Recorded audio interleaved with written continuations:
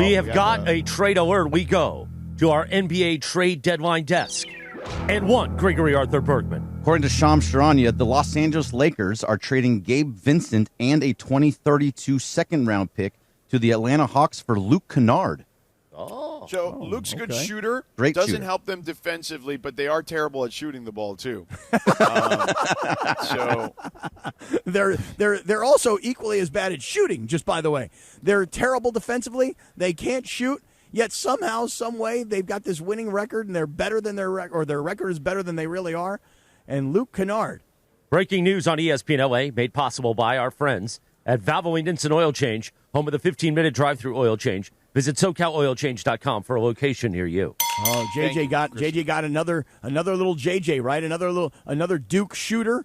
You know, That's what JJ got. Luke Kennard, like a little JJ. Yeah, and Luke Kennard is good. Luke Kennard has actually been he was like a Laker killer when he was with the Clippers. It felt like every time the Clippers beat them, Luke Kennard ended up having like a big game. Do you know what the one knock on Luke Kennard is? No defense. Well, beyond that, that's the obvious. Yeah. That's the second. What's that? He doesn't shoot enough, as well as he shoots. Like, he needs to shoot more. He's shooting 50% this year. Right, but look at the volume. 49.7% from three-point range.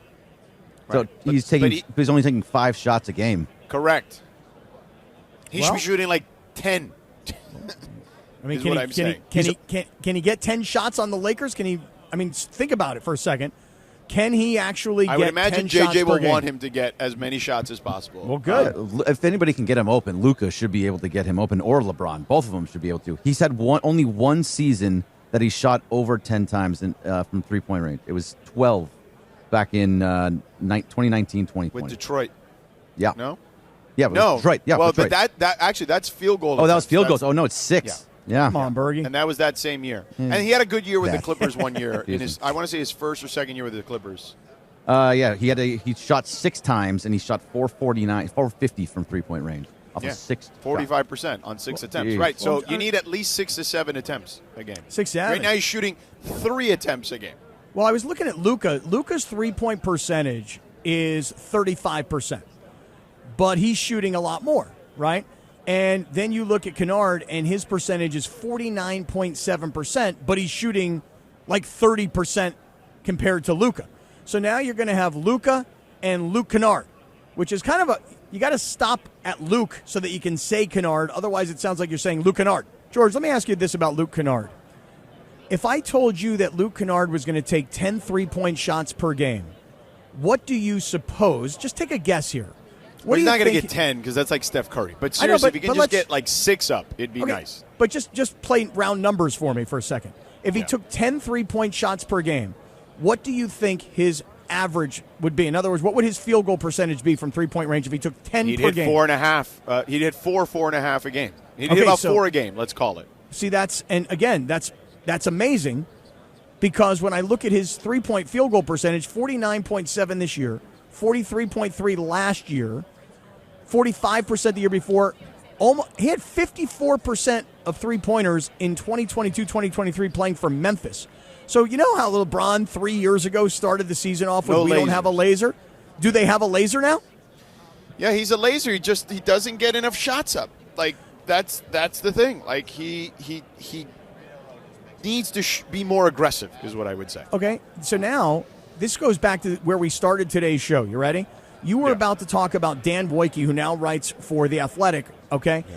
And Boyke had a point that he was making in a piece recently that he thinks, or he's being told, that the Lakers think they're actually built for the postseason, not built for the regular season because of the offensive firepower that they have.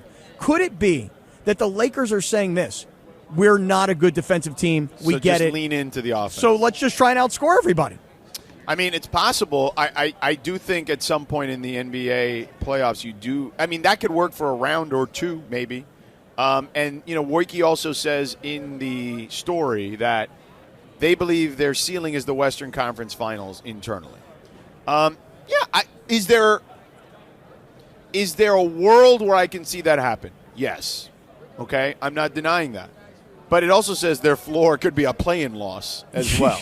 Yeah. So I could see both. But that's also how difficult the Western Conference is and how volatile they are, plus factoring in that in the playoffs, generally speaking, you're only good as your weakness. Okay, you're as good as your biggest weakness. All right. So what happens is their biggest weakness is defense.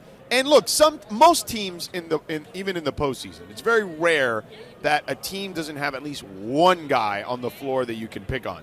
The problem is the Lakers will have more than one of those guys on the floor. That becomes the big problem. So to your point, yes, could they outscore a team for a round? Sure. Could it happen for 2? Maybe. How about 3? Possibly. But for 4, I don't see it.